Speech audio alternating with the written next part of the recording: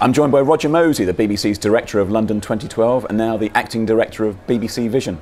Roger, 2,500 hours of live sporting action later. How do you look back on the London Games? It just feels like an incredible magic moment for the BBC and for the country, and it was hugely enjoyable doing it. I wouldn't pretend there weren't also stressors, and there were times when you realised very big stakes were in place, but it was overall fun. You weren't lacking plaudits in your coverage, but was there one thing you'd have done differently looking back? Can you throw us a bone on that score? How could it have been even better? Well, I think it's difficult because looking at the audience reaction, and we've had some Mori results and various other bits of BBC tracking, the audience expectation was way exceeded in what we did. People loved the 24 channels. They loved the ability to go from one sport to another. So I think we couldn't have expected either higher rating simply in terms of 26.9 million for the opening ceremony or satisfaction level. So it's quite hard to deconstruct this and think I wish we'd done something completely differently. There were two issues that were raised before you arrived at the festival in an earlier session. One was the idea that it was of such a scale, and with the BBC licence fee now frozen for the foreseeable future till the next licence fee settlement, that you're going to need more money in the future to do this sort of thing. Do you think this is a high watermark? Will the BBC ever be able to do something like this again on this scale? Well, I think the challenge for us is it's very hard to imagine that for Rio you could go down to half the amount of content we delivered for London. So I think the challenge of how we do that is something we're going to look at and try to take on.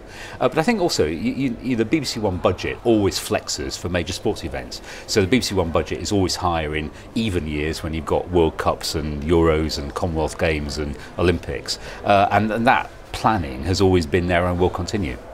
But how would you do that? Because the BBC is under such scrutiny, as you know far better than me. Every time there's an Olympics or a World Cup, we add up, or the media adds up how many staff are going, and it's invariably more than Team GB, but probably for very good reasons. But how would you repeat the scale of this coverage for Rio, for instance, in 4 years' time when inflation will have chipped away at the licence fee? But guess how many complaints I've had from viewers about the number of people we sent? The answer is absolutely zero. Not a single person has got in touch to complain we spent too much or put too many people there.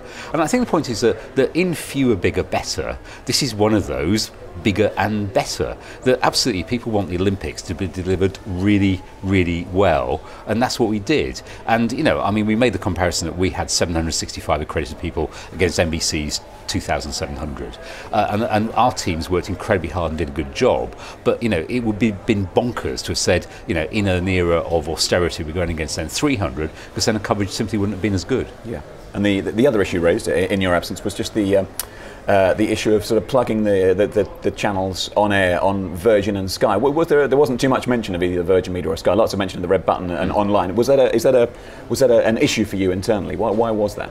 No, we have to be platform neutral, and the most easy bit of navigation for people was to point to the red button, because the red button worked on Virgin and Freesat and Sky and Freeview.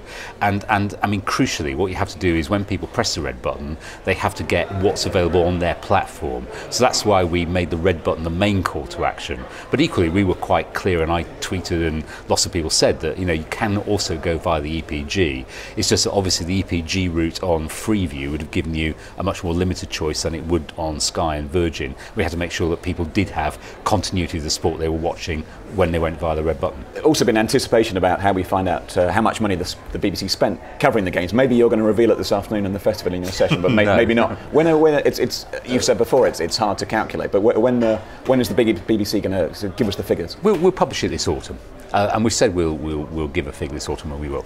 And how do you break it down? Is it every minute of coverage? Is it the 24 channels? Is it the cost of going to East London? Will it include the Olympics drama? How do you calculate it? I think that's what we'll discuss, exactly what it is that we publish, because I think what you have to do is look at, there is a straight comparison with Beijing against London.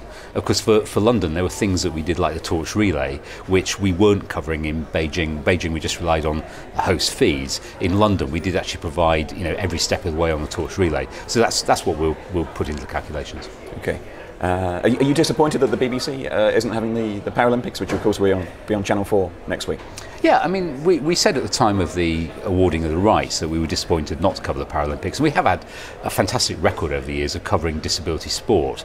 However, I think for the broadcasting industry, the diversity and the chance of Channel 4 having part of the London 2012 story is not a bad thing, so we wish Channel 4 best of luck and hope it really works for them. And just finally on yourself, Roger, you're now acting, we wondered what you'd do after the Olympics, and now we know, or temporarily at least, you're the acting director of BBC Vision. Are you in the running for the job full time? I don't know. I mean, it's something that we'll see what happens in the coming weeks, but I'm very happy doing the acting job as director of Vision, and just looking back on the Olympics is a fantastic time to be in the BBC and involved in it. Okay, Roger Mosey, thanks very much. Thanks, John.